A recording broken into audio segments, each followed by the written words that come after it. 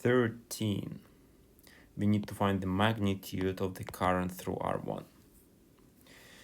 Okay, it's a circuit. I'm going to use Kirchhoff's rules. So I will identify current I1 in its direction. I will identify current I3 in its direction, current I2 in its direction. Now I will go through each element of the circuit and identify the direction, the potential difference across the direction of the potential difference across each element. For the battery, it's from negative to positive terminal, negative to positive, negative to positive. For the loads, it's opposite to the direction of the current.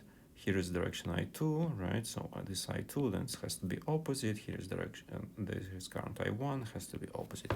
Now I defined the loop A and the loop B again, clockwise direction I use for both of them. I could have chosen a different one, different directions, but for some reason I used that one. So the node rule for this node is I1 plus I2 plus I3. It's all incoming currents. There are no outgoing currents, so it's 0. So the loop rules, I will apply the loop rules to the loop A and the loop B. Please cross-check yourself that you understand how I got to this equation.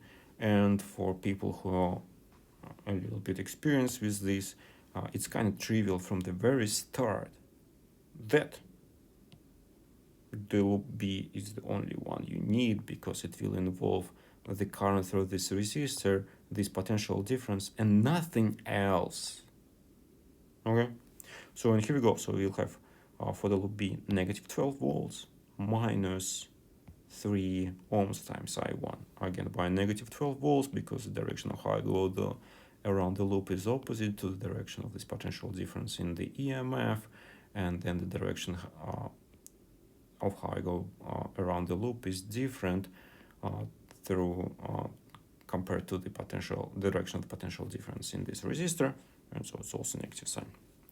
And this I will be able to solve for the current. I got negative 4 amps, but what I need to find is not the actual current. I need to find the magnitude.